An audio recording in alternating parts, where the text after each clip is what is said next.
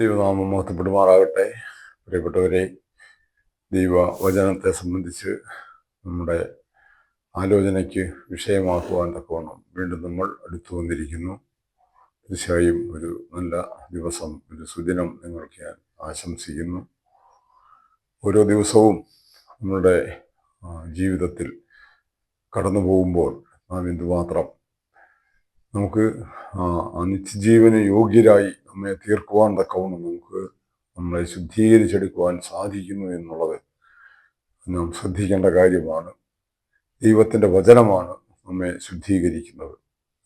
ആ ദൈവത്തിൻ്റെ വചനം അത് കൃത്യമായി പഠിക്കുവാനും പാരായണം ചെയ്യുവാനും അങ്ങനെ അത് നമ്മുടെ ജീവിതത്തിൽ അത് പ്രാവർത്തികമാക്കുവാൻ തക്കവണ്ണം ദൈവം നമ്മെ ഓരോരുത്തരെയും സഹായിക്കട്ടെ എന്ന് പ്രാർത്ഥിക്കാം.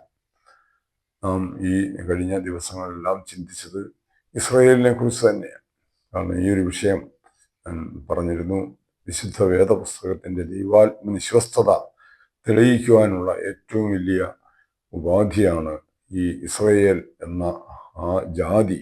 അവരോടുള്ള ദൈവത്തിൻ്റെ ഇടപെടൽ, ദൈവത്തിൻ്റെ സംരക്ഷണം, അവരെ ദൈവം ശിക്ഷിച്ച വിധം, ആ ശിക്ഷയിൽ നിന്നും അവരെ ദൈവം മടക്കി വരുത്തിയ വിധം, ഇതെല്ലാം വർത്തമാന കാല അനുഭവങ്ങളാണ് നമ്മുടെ മുൻപിൽ. നമുക്ക് അപ്പോൾ ഒരു വസ്തുവിൻ്റെ നാം സാധൂകരിക്കാൻ ശ്രമിക്കുമ്പോൾ ഏറ്റവും നമുക്ക് പ്രയോജനപ്പെടുന്നത് നമ്മുടെ കൺമുമ്പിൽ കാണുന്ന വസ്തുതകൾ എന്താണ്, അവയുടെ യാഥാർത്ഥ്യം എന്താണ് എന്ന് നാം തിരിച്ചറിയുന്നതിലാണ്. അപ്പോൾ ഇന്ന് ലോകത്തിലെ മുഴുവൻ ശ്രദ്ധ ആകർഷിച്ചുകൊണ്ടിരിക്കുന്ന ഒരു ജനതയാണ് ഇസ്രായേൽ എന്നുള്ളത്.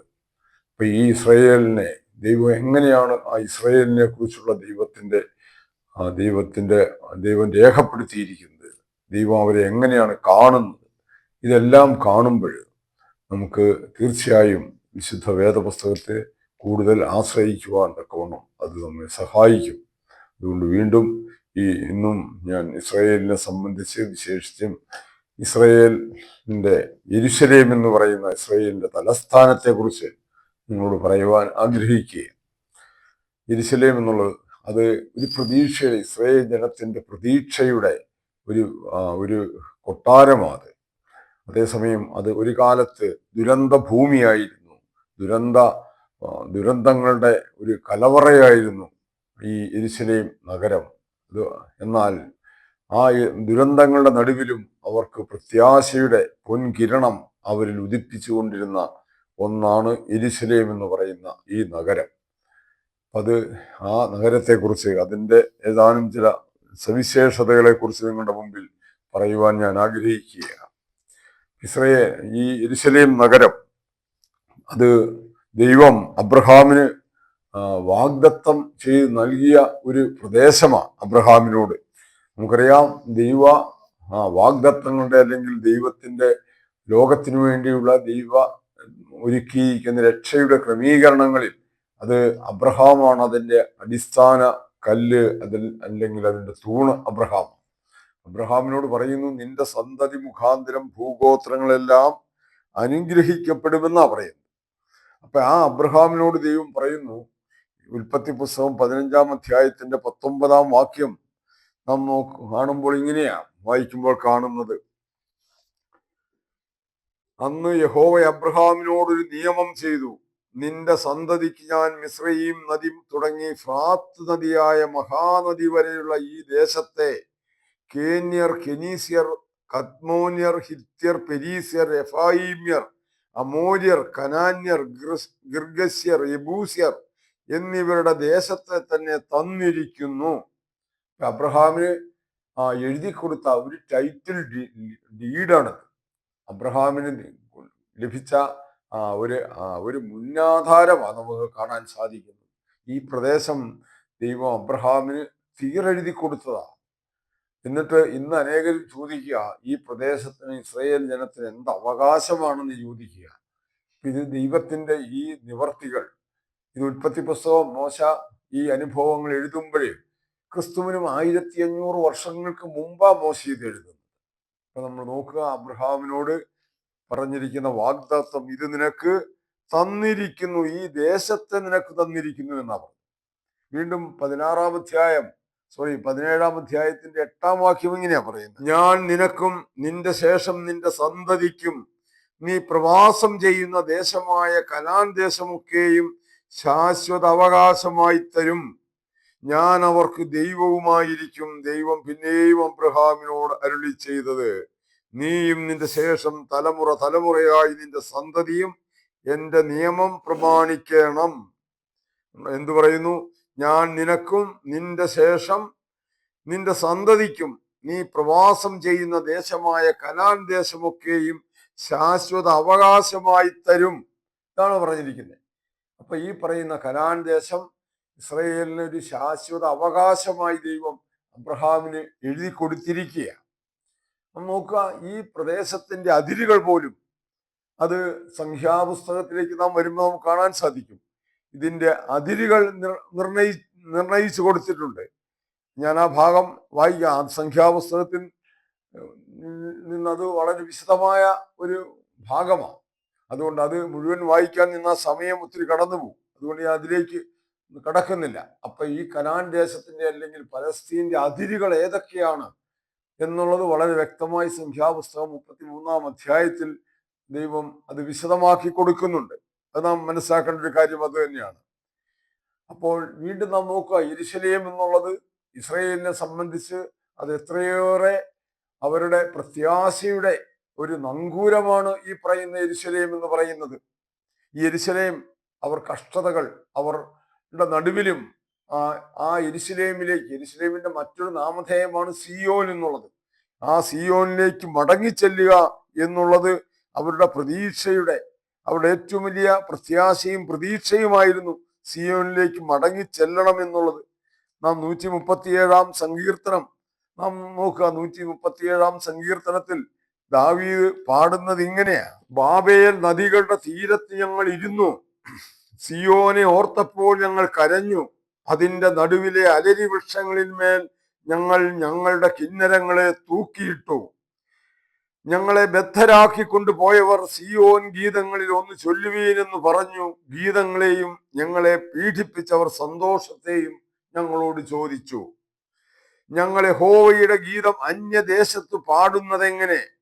യെരൂശലേമേ, നിന്നെ ഞാൻ മറക്കുന്നുവെങ്കിൽ എന്റെ വലങ്കൈ മറന്നു പോകട്ടെ. നിന്നെ ഞാൻ ഓർക്കാതെ പോയാൽ, യെരൂശലേമിനെ എന്റെ മുഖ്യ സന്തോഷത്തെക്കാൾ വിലമതിക്കാതെ പോയാൽ എന്റെ നാവ് അണ്ണാക്കിനോട് പറ്റിപ്പോകട്ടെ. ഇതാണ് ദാവീദ് പറയുന്നത്. നോക്കുക, ഞങ്ങൾ ബാബേൽ നദികളുടെ തീരത്തിരുന്നപ്പോൾ എന്ത് ചെയ്തു? സിയോനെ ഓർത്തപ്പോൾ ഞങ്ങൾ കരഞ്ഞു. തങ്ങളുടെ വാഗ്ദത്ത ഭൂമിയിൽ തങ്ങൾ വിട്ടുപോകുന്ന പ്രദേശം, അതിൻ്റെ ദൈവത്തിന്റെ നഗരമായ മഹാദൈവത്തിന്റെ നഗരമായിരിക്കുന്ന യെരൂശലേമിനെ വിട്ടുപോന്നു. സിയോനെ ഓർത്തപ്പോൾ ഞങ്ങൾ കരഞ്ഞു. എന്നിട്ടോ അതിന്റെ നടുവിലെ അലരി വൃക്ഷങ്ങളിന്മേൽ ഞങ്ങൾ ഞങ്ങളുടെ കിന്നരങ്ങളെ തൂക്കിയിട്ടു. അവർക്ക് പാട്ടുപാടാനുള്ള അവരുടെ വാദ്യോപകരണങ്ങളെല്ലാം അവർ അവിടെ തൂക്കിയിട്ടു. അവർക്ക് പാട്ടുപാടാൻ കഴിയുന്നില്ല. സിയോൻ ഗീതങ്ങളിൽ ഒന്ന് ഞങ്ങളോട് ചോദിച്ചു ഞങ്ങളുടെ ശത്രുക്കൾ. നോക്കുക, ആ ശത്രുക്കളെ പോലും സന്തോഷിപ്പിക്കുവാൻ പോരുന്ന ഒന്നാണ് അവരുടെ പാട്ടുകൾ. എന്നാൽ ഞങ്ങളെ ബദ്ധരാക്കി കൊണ്ടുപോയവർ സിയോൻ ഗീതങ്ങളിൽ ഒന്ന് ചൊല്ലുവീനെന്ന് പറഞ്ഞ് ഗീതങ്ങളെയും ഞങ്ങളെ പീഡിപ്പിച്ചവർ സന്തോഷത്തെയും ഞങ്ങളോട് ചോദിച്ചു. അവർ പീഡിതരായി കഴിയുമ്പോഴും സന്തോഷം ലഭിക്കാൻ അവരെ ആശ്രയിക്കണം എന്നുള്ളത് അവരെ പീഡിപ്പിക്കപ്പെട്ടവരുടെ അനുഭവം. അപ്പൊ അവർ പീഡിപ്പിച്ചവർ എന്ത് ചെയ്തു? അവർ സന്തോഷത്തെ ഞങ്ങളോട് ചോദിച്ചു. അവർ പറയുക, ഞങ്ങൾ യഹോവയുടെ ഗീതം അന്യദേശത്ത് പാടുന്നത് എങ്ങനെ? അപ്പൊ അവരുടെ നാവുകൾ പൊന്തുന്നില്ല, ഉയരുന്നില്ല, അവരുടെ ശബ്ദം പുറത്തു വരുന്നില്ല. കാരണം യെരൂശലേമിനെ കുറിച്ച് അവരെ അത്രയും ദുഃഖാർത്തരാണ്. എന്നിട്ട് ദാവീദ് പറയുക, യെരൂശലേമേ, നിന്നെ ഞാൻ മറക്കുന്നുവെങ്കിൽ എന്റെ വലങ്കൈ മറന്നു പോകട്ടെ. നിന്നെ ഞാൻ ഓർക്കാതെ പോയാൽ, യെരൂശലേമിനെ എന്റെ മുഖ്യ സന്തോഷത്തെക്കാൾ വിലമതിക്കാതെ പോയാൽ എന്റെ നാവ് അണ്ണാക്കിനോട് പറ്റിപ്പോകട്ടെ. രണ്ട് കാര്യങ്ങളാണ് ദാവീദ് പറയുന്നത്. ദാവീദ് ഇസ്രായേലിലെ മധുര ഗായകനാണ്. നമുക്കറിയാം, ഏറ്റവും കൂടുതൽ സങ്കീർത്തനങ്ങൾ രചിച്ചിട്ടുള്ള വ്യക്തിയാണ് ദാവീദ്.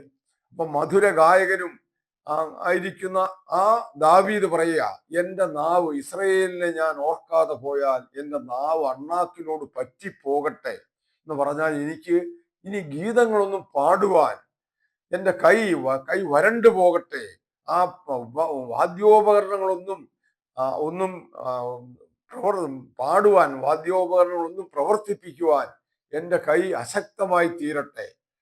അപ്പം ഈ ലോകത്തിൽ ഗീതങ്ങൾ പാടുന്നതിനേക്കാൾ അല്ലെങ്കിൽ വാദ്യോപകരണങ്ങൾ ഉപയോഗിച്ച് സന്തോഷിക്കുന്നതിനേക്കാൾ ഏറെ ഇഷ്ടം അത് യെരൂശലേമിനെ സ്നേഹിക്കുന്നതാ. യെരൂശലേമിനെ മറന്നുകൊണ്ട് ഈ ലോകപ്രകാരം ലഭിക്കുന്ന ഒരു നന്മകൾക്കും അർത്ഥമില്ല എന്നുള്ള ദാവീദ് പറയുന്നത്. ഇപ്പൊ യെരൂശലേമിനെ മറന്നു കളഞ്ഞുകൊണ്ട് ഞാൻ എത്ര വലിയ ഗീതങ്ങൾ രചിച്ചിട്ടും പാടിയിട്ടും കാര്യമില്ല. അപ്പോൾ എനിക്ക് ദൈവം നൽകിയ ഈ ഒരു ഭാഗ്യം അത് നഷ്ടപ്പെട്ടു പോകട്ടെ. അതിനേക്കാൾ എനിക്ക് യെരൂശലേമിനെ സ്നേഹിക്കാൻ സാധിക്കണം. ഇതാണ് ദാവീദ് പാടുന്നത്, പ്രിയമുള്ളവര്. അപ്പൊ ഇസ്രായേലിന്റെ ഇടയിൽ യെരൂശലേമിനുണ്ടായ സ്ഥാനം എത്ര വലുതാണെന്ന് നാം മനസ്സിലാക്കുക. ഇനി മറ്റൊരു വസ്തുത, നാം ഇസ്രായേലിന്റെ ചരിത്രത്തിലേക്ക് നോക്കിയാൽ അവർ പോയ പ്രദേശങ്ങളിലൊക്കെയും അവരുടെ ആരാധനാ സ്ഥലങ്ങൾ അവർ നിർമ്മിച്ചിട്ടുണ്ട്, സിനഗോഗുകൾ അവർ നിർമ്മിച്ചിട്ടുണ്ട്. അപ്പൊ എവിടെയൊക്കെ സിനഗോഗുകൾ അവർ നിർമ്മിച്ചിട്ടുണ്ട് അതിൻ്റെ എല്ലാം ദർശനം അവർ വെച്ചിരുന്നത് യെരൂശലേമിനെ യെരൂശലേമായിരുന്നു അവരുടെ ദർശനത്തിന്റെ കേന്ദ്രം. എത്ര അത്ഭുതകരമാ നോക്കിയേ. അവർ നിർമ്മിക്കുന്ന എല്ലാ ആരാധനാലയങ്ങളും യെരൂശലേമിനെ നേരെ തിരിഞ്ഞായിരിക്കണം എന്നുള്ളതാണ്. അവർ പ്രാർത്ഥിക്കുമ്പോൾ യെരൂശലേമിന് നേരെ തിരിഞ്ഞവർ പ്രാർത്ഥിച്ചു കൊണ്ടിരുന്നു. അപ്പൊ അവർക്ക് യെരൂശലേമിനെ കുറിച്ചുള്ള അവരുടെ കാഴ്ചപ്പാട് എത്ര വലുതാ. മറ്റൊന്ന്, അവരുടെ പ്രത്യാശ. അവർ ഭവനങ്ങൾ നിർമ്മിക്കുമ്പോൾ ഭവനത്തിന്റെ ഒരു മതിൽ അപൂർണമാക്കിയിട്ടിരുന്നു, അല്ലെങ്കിൽ ഒരു ഭിത്തി, ഭവനത്തിന്റെ ഒരു ഭിത്തി അത് പൂർണ്ണമായും നിർമ്മിച്ചിരുന്നില്ല എന്നുള്ള കാണാൻ സാധിക്കുന്നത്. കാരണം എന്താ? അവർ അപ്പോഴും അവരുടെ വിശ്വാസം, അവരുടെ പ്രത്യാശയുടെ ആ കിരണം അവിടെ ഉണ്ട്, അത് ജ്വലിച്ചു നിൽക്കുകയാണ്, അത് അണഞ്ഞു പോയിട്ടില്ല. അവർ ഇന്നില്ലെങ്കിൽ നാളെ ഈ വാഗ്ദത്ത ഭൂമിയിലേക്ക് മടങ്ങിപ്പോകും. അവരുടെ ദൈവം അവരെ ആ ഭൂമിയിലേക്ക് മടക്കി കൊണ്ടുപോകും എന്നുള്ള പ്രത്യാശ അവർക്കുണ്ടായിരുന്നു. അതുകൊണ്ടെന്നാ അവർ ഇപ്പോൾ മറ്റൊരു ദേശത്ത് നിർമ്മിക്കുന്ന ഭവനങ്ങളൊക്കെ അത് താൽക്കാലികമാണ്, അതൊരു ശാശ്വത ഭവനമല്ല എന്നുള്ള ഒരു ഉൾക്കാഴ്ച അവർക്കുണ്ടായിരുന്നു. അതിനെ കാണിക്കാൻ വേണ്ടിയാ അവർ അവരുടെ ഭവനങ്ങൾ അപൂർണമായി നിർമ്മിച്ചത്. അപ്പോൾ സ്ഥിരമായ ഒരു വാസസ്ഥലമല്ല തങ്ങൾ ഇന്ന് ചെന്ന് പെട്ടിരിക്കുന്ന ഒരു രാജ്യങ്ങളിലും തങ്ങൾക്കുള്ളത്. തങ്ങളുടെ സ്ഥിരമായ വാസം യെരൂശലേമിലേക്ക് മടങ്ങിപ്പോകുമ്പോഴാണ് എന്നുള്ളത് അവർ മനസ്സിലാക്കിയിരുന്നു. എത്ര വലിയ അവരുടെ യെരൂശലേമിനെ കുറിച്ച്, അവരുടെ വാഗ്ദത്ത ഭൂമിയെ കുറിച്ചുള്ള അവരുടെ കാഴ്ചപ്പാടുകൾ എത്ര വലുതാ. അപ്പൊ ഈ യെരൂശലേം എന്നുള്ള നഗരം അതില്ല എങ്കിൽ ഇസ്രായേൽ എന്നുള്ള രാഷ്ട്രം പോലും ഇല്ല എന്നുള്ളതാണ് ഏറ്റവും വലിയ സത്യം. യെരൂശലേം എന്നുള്ള നഗരം അത്രമേൽ പ്രാധാന്യം അർഹിക്കുന്ന ഈ യെരൂശലേം അത് ലോകത്തിന്റെ തലസ്ഥാനമായി മാറാൻ പോകുന്നു എന്നുള്ള വലിയൊരു സത്യം കൂടെ പ്രിയപ്പെട്ടവരെ നിങ്ങൾ മനസ്സിലാക്കണം. അതിന്റെ പ്രാരംഭമായിട്ട് തന്നെയാണ് യെരൂശലേമിനെ അമേരിക്കൻ പ്രസിഡന്റ് ഇസ്രായേലിന്റെ തലസ്ഥാനമായി അംഗീകരിക്കുകയും അതിനോട് ചേർന്ന് അനേകം ലോകരാജ്യങ്ങൾ ഈ പ്രകാരം ഇസ്രായേലിന്റെ തലസ്ഥാനമായി യെരൂശലേമിനെ അംഗീകരിക്കുകയും ചെയ്തു കഴിഞ്ഞു. ആത്യന്തികമായി ഈ ലോക ഭരണകൂടം ഒരു രാജാവിന് കീഴിൽ ഈ ലോകത്തിന്റെ ഭരണ സംവിധാനം വരും. കർത്താവായ യേശുക്രിസ്തു എന്ന അത് ഇസ്രായേലിനോട് പറയുമ്പോൾ ദാവീദ് എന്നേക്കും നിങ്ങൾക്ക് രാജാവായിരിക്കുമെന്ന. ദാവീദ് കർത്താവായ യേശുക്രിസ്തുവിന്റെ ഒരു നിഴലാണ്. കർത്താവായ യേശുക്രിസ്തുവിനെ കാണിക്കുന്ന ഒരു ചിത്രമാണ് ദാവീദ്. ആ ദാവീദിന്റെ പൊരുളെന്ന് പറയുന്നത് കർത്താവായ യേശുക്രിസ്തുവാണ്. ഈ ഭൂമിയുടെ മുഴുവൻ ഭരണഭാരവും കൈയേൽക്കുന്ന ഒരു നാളുകളിലേക്കാണ് നാം അടുത്തുകൊണ്ടിരിക്കുന്നത്. ഈ ലോക സംഭവങ്ങളെല്ലാം നമ്മോട് വിളിച്ചു പറയുന്നത് ഈ ഒരു കാര്യത്തിലേക്കാ വിരൽ ചൂണ്ടുന്നത്. ക്രിസ്തു രാജാവായി അധികാരമേൽക്കുന്ന നാളുകൾ. അപ്പൊ ലോകത്തിന്റെ തലസ്ഥാനമായി മാറേണ്ട ഒരു പ്രദേശമാണ് ഈ യെരുശലേം എന്ന് പറയുന്നത്. നമ്മൾ യെരുശലേമിനെ കുറിച്ച് വീണ്ടും നമ്മൾ വേദപുസ്തകം പറയുന്നത് നോക്കുക. 102-ാം സങ്കീർത്തനത്തിന്റെ 15-ാം വാക്യം ഇങ്ങനെയാ പറയുന്നത്: യഹോവ സിയോനെ പണികയും തന്റെ മഹത്വത്തിൽ പ്രത്യക്ഷനാകുകയും അവൻ അഗതികളുടെ പ്രാർത്ഥന കടാക്ഷിക്കുകയും അവരുടെ പ്രാർത്ഥന നിരസിക്കാതിരിക്കുകയും ചെയ്തതുകൊണ്ട് ജാതികൾ യഹോവയുടെ നാമത്തെയും ഭൂമിയിലെ സകല രാജാക്കന്മാരും നിന്റെ മഹത്വത്തെയും ഭയപ്പെടും. നോക്കുക, അപ്പൊ ഇതാണ് ഞാൻ പറഞ്ഞത്. ഈ മുഴുവൻ ലോകരാജ്യങ്ങളും ഒരു രാജാവിന്റെ കീഴിൽ അവർ മായി വരുന്ന ഒരു കാലം വരും. അന്ന് യെരുശലേം ആ ലോകരാജ്യങ്ങളുടെ തലസ്ഥാനമായി മാറും, യാതൊരു സംശയവുമില്ല. അപ്പൊ പറയുക, യഹോവ സിയോനെ പണിയുകയും. ഇതാ സിയോനെ പണിയുന്ന നാളുകളിലാണ് നാം എത്തിയിരിക്കുന്നത്. അതിന്റെ ഒച്ചപ്പാടുകളാണ് നാം ഇന്ന് കേട്ടുകൊണ്ടിരിക്കുന്നത്. തന്റെ മഹത്വത്തിൽ പ്രത്യക്ഷനാവുകയും ചെയ്യും. അവൻ അഗതികളുടെ പ്രാർത്ഥന കടാക്ഷിക്കുകയും അവരുടെ പ്രാർത്ഥന നിരസിക്കാതിരിക്കുകയും ചെയ്തത് കൊണ്ട്. അപ്പോൾ ഈ കാലത്ത് എന്താണ്, ഇസ്രയേലിന് മാത്രമാണോ ഈ ഒരു രക്ഷയുടെ അനുഭവത്തിലേക്ക് വരാൻ സാധിക്കുന്നത്? അല്ല. ഇസ്രയേലിനെ ഇപ്രകാരം ഈ ഒരു സ്വദേശത്തേക്ക് മടക്കി കൊണ്ടുവരികയും അവരെ ദൈവരാജ്യത്തിന്റെ അടിസ്ഥാനമാക്കി തീർക്കുകയും ചെയ്യുമ്പോൾ ഇത് സകല മാനവരാശിക്കും. അബ്രഹാമിനോട് പറഞ്ഞു, നിന്നെ അനുഗ്രഹിക്കുന്നവരെ ഞാൻ അനുഗ്രഹിക്കുമെന്ന് അബ്രഹാമിനോട് പറഞ്ഞത്. അവൻ പല ദേശങ്ങളിലും യാത്ര ചെയ്തവനാ, പല ദേശങ്ങളിലേക്കും പറിച്ച് നടപ്പെട്ടവനാ അബ്രഹാം. അവൻ ചെന്ന പ്രദേശങ്ങളിലുള്ള ഓരോ രാജാക്കന്മാരും ഓരോ രാജ്യങ്ങളും അവരോട് പറഞ്ഞു, നിന്നെ അനുഗ്രഹിക്കുന്നവരെ ദൈവം അനുഗ്രഹിക്കും. അപ്പൊ ഇസ്രയേലിനെ അനുഗ്രഹിക്കുന്നവരെ എന്ന് പറഞ്ഞാൽ ഇസ്രയേലിനെ ദൈവത്തിന്റെ ജനമായി അംഗീകരിക്കുക അതിന്റെ അർത്ഥം. അങ്ങനെ അംഗീകരിക്കുന്നവരെയും ദൈവം അനുഗ്രഹിക്കും. അപ്പൊ ജാതികളെ അവൻ അനുഗ്രഹിക്കും, യാതൊരു സംശയവുമില്ല. ഇത് അനേകം വേദഭാഗങ്ങൾ വേറെ പറയാനുണ്ട്. ജാതികൾ അവരുടെ സകല സമ്പത്തും, യെശയ്യാ പ്രവചനം 65-66 അധ്യായങ്ങളൊക്കെ നമുക്ക് കാണാൻ സാധിക്കും. ഇതെല്ലാം അവരുടെ സകല സമ്പത്തും അവർ ഈ യെരുശലേമിലേക്ക് കൊണ്ടുവരുമെന്ന് പറയുന്ന വേദഭാഗങ്ങളുണ്ട്. ഞാൻ ഇപ്പോൾ അവിടേക്ക് കടക്കുന്നില്ല. അപ്പൊ പറയുക, അവൻ അഗതികളുടെ പ്രാർത്ഥന കടാക്ഷിക്കുകയും അവരുടെ പ്രാർത്ഥന നിരസിക്കാതിരിക്കുകയും ചെയ്തത് കൊണ്ട് എന്ത് ചെയ്യും? ജാതികളെ യഹോവയുടെ നാമത്തെയും ഭൂമിയിലെ സകല രാജാക്കന്മാരും നിന്റെ മഹത്വത്തെയും ഭയപ്പെടും. അങ്ങനെ ഒരു നാളുകളിലേക്ക് നമ്മൾ അടുത്തുകൊണ്ടിരിക്കുക. വരുവാനിരിക്കുന്ന തലമുറയ്ക്ക് വേണ്ടി ഇത് എഴുതി വയ്ക്കപ്പെടും. നോക്കാം, ഇത് ആർക്ക് വേണ്ടിയാ? വരുവാനിരിക്കുന്ന തലമുറയ്ക്ക് വേണ്ടി ഇത് എഴുതി രേഖപ്പെടുത്തുകയാണ്. എത്രയോ നൂറ്റാണ്ടുകൾക്ക് മുൻപേ, അതായത് ക്രിസ്തുവിനും ഏതാണ്ട് 1500 വർഷങ്ങളോളം മുമ്പ് പറയുക, ഈ വസ്തുതകളെല്ലാം രേഖപ്പെടുത്തിയ എന്തിനാ? വരുവാനിരിക്കുന്ന തലമുറയ്ക്ക്. പ്രിയമുള്ളവരെ, നമുക്കാണ് ഇന്ന് അത് ഏറെ പ്രയോജനപ്പെടുന്നത്. ഞാൻ ഇതിനു മുമ്പ് ഒരിക്കൽ പറഞ്ഞു, ഇതൊരു ലൈറ്റ് ഹൗസ് പോലെയാണ് വിശുദ്ധ വേദപുസ്തകം. ഈ മഹാധരണിയിൽ, ഇവിടെ ഈ മഹാസമുദ്രത്തിലും നാം യാത്ര ചെയ്യുമ്പോൾ അവിടെ ഇത് മരുഭൂമി സമാനമായിരിക്കുന്ന ഭൂമി ധരണിയും അതുപോലെ തന്നെ വിസ്തൃതമായി കിടക്കുന്ന ആഴിയിലും നാം യാത്ര ചെയ്യുന്നവർ, അന്ധകാരത്തിൽ കൂടെ യാത്ര ചെയ്യുമ്പോൾ നമുക്ക് പ്രകാശമായി ഒരു ലൈറ്റ് ഹൗസായി ജീവിതത്തിൽ ഒരു ദീപമായി വിശുദ്ധ വേദപുസ്തകം നിൽക്കുകയാ പ്രിയമുള്ളവരെ. അതുകൊണ്ട് സകല ജാതികൾക്കും ഇതൊരു വഴികാട്ടിയാണ്, യാതൊരു സംശയവുമില്ല. അപ്പോൾ വരുവാനിരിക്കുന്ന തലമുറയ്ക്ക് വേണ്ടി ഇത് എഴുതി വയ്ക്കും. സൃഷ്ടിക്കപ്പെടുവാനുള്ള ജനം യഹോവയെ സ്തുതിക്കും. നോക്കുക, സൃഷ്ടിക്കപ്പെടുവാനുള്ള ജനം. തലമുറകൾ കടന്നു പോരും തോറും പുതിയ തലമുറകൾ ഇവിടെ സൃഷ്ടിക്കപ്പെട്ടുകൊണ്ടിരിക്കുക, ജനിച്ചുകൊണ്ടിരിക്കുക.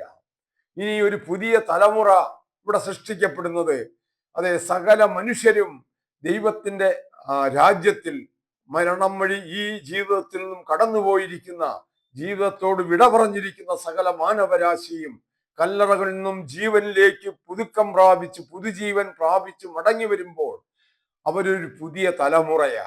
ഇതുവരെ ദൈവത്തെ അറിയാത്തൊരു ജാതിയാ. അവരുടെയും അറിവിലേക്ക് വേണ്ടി തന്നെയാ ഇത് എഴുതി വെക്കുന്നത്. വരുവാനിരിക്കുന്ന തലമുറയ്ക്ക് വേണ്ടി ഇത് എഴുതി വയ്ക്കും. സൃഷ്ടിക്കപ്പെടുവാനുള്ള ജനം യഹോവയെ സ്തുതിക്കും. യഹോവയെ സേവിപ്പാൻ ജാതികളും രാജ്യങ്ങളും കൂടി വന്നപ്പോൾ സിയോനിൽ യഹോവയുടെ നാമത്തെയും യെരൂശലേമിൽ അവന്റെ സ്തുതിയെയും പ്രസ്താവിക്കേണ്ടതിന് ബദ്ധന്മാരുടെ ഞരക്കം കേൾപ്പാനും മരണത്തിന് നിയമിക്കപ്പെട്ടവരെ വിടുവിപ്പാനും യഹോവ തന്റെ വിശുദ്ധമായ ഉയരത്തിൽ നിന്ന് നോക്കി സ്വർഗത്തിൽ നിന്ന് ഭൂമിയെ തൃക്കൺ പാർത്തുവല്ലോ. നോക്കുക, ഈ ലോകത്തിന് വേണ്ടി ദൈവം ഒരുക്കിയിരിക്കുന്ന രക്ഷയുടെ ഒരു മാസ്റ്റർ പ്ലാനാണ് നമുക്കവിടെ കാണാൻ സാധിക്കുന്നത്. ഈ ലോകത്തെ എങ്ങനെ ജീവനിലേക്ക് കൊണ്ടുവരണം. പ്രിയമുള്ളവരെ, ഇങ്ങനെ നമുക്ക് വേണ്ടി കരുതുന്ന ഒരു ജീവനുള്ള ദൈവത്തെ ഉപേക്ഷിച്ച് അവന്റെ വഴികളെ മറന്ന് ഈ കാലത്ത് ഒരു വ്യക്തിക്ക് എങ്ങനെ ജീവിക്കാൻ സാധിക്കും? നമ്മുടെ കൺമുമ്പിൽ വരച്ചു കിട്ടിയിരിക്കുക. അപ്പൊ നമ്മുടെ കൺമുമ്പിൽ എഴുതപ്പെട്ട് കിട്ടിയിരിക്കുന്ന ഒരു വസ്തുതയാ എന്താ? സിയോനിൽ യഹോവയുടെ നാമത്തെയും യെരൂശലേമിൽ അവന്റെ സ്തുതിയെയും പ്രസ്താവിക്കേണ്ടതിന്. അപ്പൊ ഇതൊക്കെ അങ്ങനെ പ്രസ്താവിക്കണമെങ്കിൽ എന്ത് ചെയ്യണം? ബദ്ധന്മാരുടെ ഞരക്കം കേൾപ്പാനും മരണത്തിൽ നിയമിക്കപ്പെട്ടവരെ വിടുവിപ്പാനും. അപ്പൊ ഈ രണ്ട് വിഭാഗം, ബദ്ധന്മാർ, ബദ്ധതയിൽ കിടക്കുന്നവർ, അടിമത്വത്തിൽ കഴിയുന്നവർ, പാപത്തിന്റെ ശാപത്തിന്റെ അടിമത്വത്തിൽ കിടക്കുന്നവർ. ഇന്ന് നാം അനുഭവിക്കുന്ന എല്ലാ ഈ ദുഷ്ചെയ്തികൾക്കും അല്ലെങ്കിൽ ഈ ദുരനുഭവങ്ങൾക്കും ഇടയായിരിക്കുന്നത് പാപത്തിന്റെ ആ പ്രവർത്തികളാ. പാപമാണ് അതിലേക്ക് നമ്മെ നയിക്കുന്നത്. അപ്പോൾ അങ്ങനെ പാപത്തിന് അടിമകളായി നാം ജീവിക്കുമ്പോൾ ബദ്ധന്മാരാണ്, അവരുടെ ഞരക്കം കേൾക്കണം. പിന്നെയോ ബദ്ധന്മാരുടെ ഞരക്കം, മരണത്തിന് നിയമിക്കപ്പെട്ടവരെ വിടുവിപ്പാനും. ആദാമ്യമായിരിക്കുന്ന ആ ശിക്ഷയുടെ ഫലമായി സകല മാനവരാശിയും മരണത്തിന് വിധിക്കപ്പെട്ടവരാ. അതാണ് ക്രിസ്തു ഒരിക്കൽ പറഞ്ഞത്, മരിച്ചവർ തങ്ങളുടെ മരിച്ചവരെ അടക്കട്ടെ. അങ്ങനെ മരണത്തിന് വിധിക്കപ്പെട്ട ഈ മനുഷ്യവർഗത്തെ ജീവനിലേക്ക് വഴി നടത്തണം. അതിനുവേണ്ടിയാണ് കർത്താവായ യേശു ക്രിസ്തു നമുക്ക് വേണ്ടി ഒരു മറുവില യാഗമായി കാൽവറിയിൽ തന്റെ ജീവൻ വെടിഞ്ഞത്. അപ്പൊ അവരെ, മരണത്തിന് വിധിക്കപ്പെട്ടവരെ എന്ത് ചെയ്യണം? വിടുവിക്കണം. അതിന് യഹോവ തന്റെ വിശുദ്ധമായ ഉയരത്തിൽ നിന്ന് നോക്കി സ്വർഗത്തിൽ നിന്ന് ഭൂമിയെ തൃക്കൺ പാർത്തുവല്ലോ. ഇതാണ് ദൈവം മനുഷ്യന് അധിവസിക്കുവാൻ വേണ്ടി ഉണ്ടാക്കിയ മനോഹരമായ ഈ ഭൂമി. നമുക്കറിയാം, തീർച്ചയായും ഒരു വിവേകശാലിയായ, വിശേഷ ബുദ്ധിയുള്ള, അതീവജ്ഞാനിയായ, ത്രികാലങ്ങളെയും അറിയുന്ന ഒരു ദൈവത്തെ ഒരു ശക്തിക്ക് മാത്രമേ ഇപ്രകാരം മനുഷ്യനെ അധിവസിക്കുവാൻ യോഗ്യമായ ഒരു ഭൂമി സൃഷ്ടിക്കുവാൻ സാധിക്കുകയുള്ളൂ. നമ്മൾ ഇതര ഗ്രഹങ്ങളിലേക്ക് പോവുക, ജീവന്റെ കണിക ഇന്നുവരെയും കണ്ടെത്താൻ സാധിച്ചിട്ടില്ല. മനുഷ്യനെ ചന്ദ്രനിൽ എത്തിക്കാൻ ശ്രമിക്കുന്ന ശാസ്ത്രലോകം അവിടെ മനുഷ്യന് ജീവിക്കാനുള്ള സാഹചര്യം ഉണ്ടാക്കുവാൻ എത്രയോ നാളുകളായി പണിപ്പെടുന്നു. എന്നാൽ നാം മനസ്സിലാക്കുക, ഇതെല്ലാം മുന്നമേ കണ്ട് ജീവിതത്തിന്റെ എല്ലാ സാഹചര്യങ്ങളും അത് നാം ഒരു ജ്ഞാനിയായ സൃഷ്ടാവിലും ഇവിടെ ഉണ്ട് എന്നുള്ളത് സ്ഥാപിക്കുവാൻ നമ്മെ സഹായിക്കുന്ന ഒത്തിരി കാര്യങ്ങൾ ഈ പ്രകൃതിയിലുണ്ട്. അതിലേക്ക് പിന്നീട് കടന്നു വരാം. അപ്പൊ അതുകൊണ്ട് ഇങ്ങനെയുള്ള ദൈവത്തെ തിരിച്ചറിയാൻ തക്കവണ്ണം ലോകത്തിന് സാധിക്കണം. അതുകൊണ്ട് അവൻ ഉയരത്തിൽ നീ ഭൂമിയെ തൃക്കൺ പാർത്തുവല്ലോ. ഇതാണ് നമുക്ക് കാണാൻ സാധിക്കുന്നത്. അങ്ങനെ ദൈവം മനുഷ്യർക്ക് വേണ്ടി ഒരുക്കുന്ന ആ മഹാരക്ഷ, അതാണ് നമുക്ക് കാണാൻ സാധിക്കുന്നത്. ഇനി 48-ാം സങ്കീർത്തനം, അതിന്റെ ഏതാനും ചില വാക്യങ്ങളിലേക്ക് നമ്മൾ നോക്കാം. 48-ാം സങ്കീർത്തനം അതിങ്ങനെയാണ് നമ്മളോട് പറയുന്നത്: നമ്മുടെ ദൈവത്തിന്റെ നഗരത്തിൽ, അവന്റെ വിശുദ്ധ പർവ്വതത്തിൽ യഹോവ വലിയവനും അത്യന്തം സ്തുത്യനുമാകുന്നു. എവിടെ? നമ്മുടെ ദൈവത്തിന്റെ നഗരത്തിൽ. അതേതാണ്? യെരൂശലേമാണ് ദൈവത്തിന്റെ നഗരം. അതാണ് മഹാദൈവത്തിന്റെ നഗരമായ സിയോൻ എന്ന് യേശു പറഞ്ഞിരിക്കുന്നത്. ഇവിടെ താഴെ പറയുക, മഹാരാജാവിന്റെ നഗരമായ ഉത്തരഗിരിയായ സിയോൻ പർവ്വതം ഉയരം കൊണ്ട് മനോഹരവും സർവഭൂമിയുടെയും ആനന്ദവുമാകുന്നു. നമുക്ക് ആ സിയോന്റെ പ്രത്യേകതയാണ്. അത് മഹാരാജാവിന്റെ നഗരമാണ്. മാത്രമല്ല അത് അത് ഉയരം കൊണ്ട് മനോഹരം, സർവഭൂമിയുടെയും ആനന്ദവുമാകുന്നു. അപ്പൊ സിയോൻ നിൽക്കുന്ന, അല്ലെ യെരൂശലേം നിൽക്കുന്ന ആ കുന്ന് അത് സകല പർവ്വതങ്ങളെക്കാളും ഉയരത്തിലാണോ സ്ഥിതി ചെയ്യുന്നത്? അക്ഷരപ്രകാരം നോക്കിയാൽ ഇല്ല. എന്നാൽ ദൈവത്തിന്റെ രാജ്യം ഇവിടെ സ്ഥാപിക്കപ്പെട്ട് ലോകത്തിന്റെ ലോക ഭരണകൂടത്തിന്റെ അതിന്റെ കേന്ദ്ര ബിന്ദുവായി തലസ്ഥാനമായി ഈ യെരുശലേം മാറുമ്പോൾ അത് ഉയരം കൊണ്ട് സകല പർവ്വതങ്ങളെക്കാളും ഉന്നതമായിരിക്കും എന്ന് പറഞ്ഞാൽ എല്ലാ അധികാരങ്ങളെയും കവച്ചു വയ്ക്കുന്നതാ. ഒരധികാരങ്ങൾക്കും ഈ ഈ യെരുശലേമിൽ സ്ഥാപിക്കപ്പെടുന്ന ദൈവത്തിന്റെ അധികാരത്തിന് മുകളിൽ പോകാൻ സാധിക്കില്ല. ഏറ്റവും ശ്രേഷ്ഠകരമായിരിക്കും. ഇന്നത്തെ എല്ലാ അധികാരങ്ങളും അതിൻ്റെതായ പോരായ്മകളുള്ള ഗവൺമെന്റുകളാണ്, പോരായ്മകളുള്ള അധികാരങ്ങളാണ് നമുക്ക് കാണാൻ സാധിക്കുന്നത്. തങ്ങൾ നന്മയ്ക്ക് വേണ്ടി ചെയ്യണമെന്ന് ചിന്തിക്കുന്ന പല കാര്യങ്ങളും അവർക്ക് ചെയ്തെടുക്കാൻ സാധിക്കുന്നില്ല. പലപ്പോഴും നന്മയ്ക്കായി ചെയ്യുന്നത് തിന്മയ്ക്കായി ഭവിക്കുന്ന ഒരു സാഹചര്യമാണ് നമ്മുടെ മുമ്പിൽ കാണുന്നത്. എന്നാൽ ദൈവത്തിന്റെ രാജ്യത്തിൽ യെരുശലേം ദൈവരാജ്യത്തിന്റെ തലസ്ഥാനമായി വരുമ്പോൾ അത് എല്ലാ ഭരണകൂടങ്ങൾക്കും എല്ലാ ഗവൺമെന്റുകൾക്കും മേലെ ഉന്നതമായിരിക്കും. ശ്രേഷ്ഠകരമായ ആലോചനകളും ശ്രേഷ്ഠകരമായിരിക്കുന്ന വിധികളും ശ്രേഷ്ഠകരമായിരിക്കുന്ന ദൈവിക നടത്തിപ്പുകളും അവിടെ നിന്ന് ഉണ്ടാകും. പ്രിയമുള്ളവരെ, അതാണ് നമുക്ക് കാണാൻ സാധിക്കുക. അതിനുശേഷം അത് സർവഭൂമിയുടെയും ആനന്ദവുമായും. അപ്പൊ സർവഭൂമിക്കും ആനന്ദകരമായിരിക്കുന്ന ഒരു അനുഭവം അവിടെ ഉണ്ടാകും. വീണ്ടും അതിന്റെ 8-ാം വാക്യത്തിൽ ഇങ്ങനെയാ പറയുന്നത്: നമ്മുടെ ദൈവത്തിന്റെ നഗരത്തിൽ നീ കിഴക്കൻ കാറ്റുകൊണ്ട് തർശീസ് കപ്പലുകളെ ഉടച്ചു കളയുന്നു. നാം കേട്ടതുപോലെ തന്നെ സൈന്യങ്ങളുടെ യഹോവയുടെ നഗരത്തിൽ. നമുക്ക് ഈ നഗരത്തെ വിശേഷിപ്പിക്കുന്നത് സൈന്യങ്ങളുടെ യഹോവയുടെ നഗരത്തിൽ, നമ്മുടെ ദൈവത്തിന്റെ നഗരത്തിൽ കണ്ടിരിക്കുന്നു. അതിന്റെ വിശേഷ പദമാ നമ്മുടെ ദൈവത്തിന്റെ നഗരം അവിടെ കണ്ടിരിക്കുന്നു. ദൈവം അതിനെ സദാകാലത്തേക്കും സ്ഥിരമാക്കിയിരിക്കുന്നു. അപ്പൊ യെരുശലേമിനെ അവിടെ നിന്നും, അല്ലെങ്കിൽ ആ ആധിപത്യത്തെ അവിടെ നിന്നും ഇനി തുടച്ചു കളയുവാൻ ഒരു ശക്തിക്കും സാധിക്കയില്ല. ഇന്ന് യെരുശലേം മൂന്ന് വിഭാഗങ്ങളുടെ അവകാശം അവിടെ സ്ഥാപിക്കാൻ ശ്രമിക്കുന്നവരാ. ക്രിസ്ത്യാനികളാ ഒരു വിഭാഗം, യഹൂദന്മാര് മറ്റൊരു വിഭാഗം മുസ്ലിങ്ങളാ. ഈ 3 വിഭാഗത്തിൽ യഹൂദന് മാത്രമായി ഈ ഒരു രാജ്യത്തിന്റെ ഈ ഒരു പ്രദേശത്തിന്റെ അധികാരം ലഭിക്കുമെന്നുള്ള കാര്യത്തിൽ യാതൊരു സംശയവുമില്ല.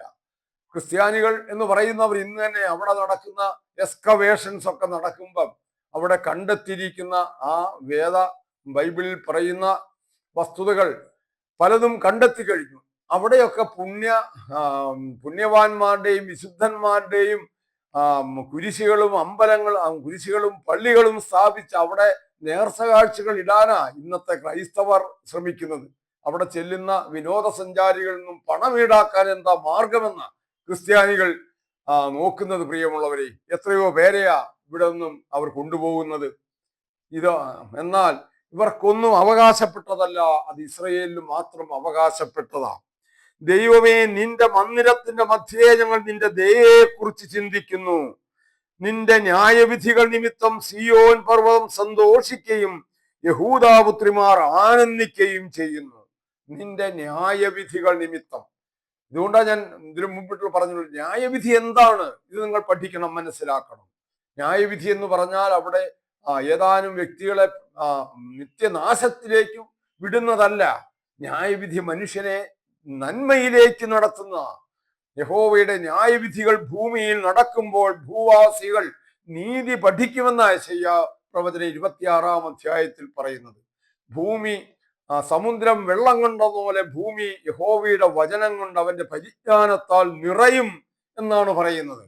അപ്പോൾ അങ്ങനെ ഭൂമിയിൽ നിറയുന്ന ദൈവ പരിജ്ഞാനം മനുഷ്യനെ ജീവനിലേക്ക് വഴി നടത്തണം. അവിടെയാണ് നിന്റെ ന്യായവിധികൾ നിമിത്തം സിയോൻ പർവ്വതം സന്തോഷിക്കുകയും യഹൂദാപുത്രിമാർ ആനന്ദിക്കുകയും ചെയ്യും. സിയോനെ ചുറ്റി നടന്ന് പ്രദക്ഷിണം ചെയ്യുവീൻ, അതിന്റെ ഗോപുരങ്ങളെ എണ്ണുവീൻ.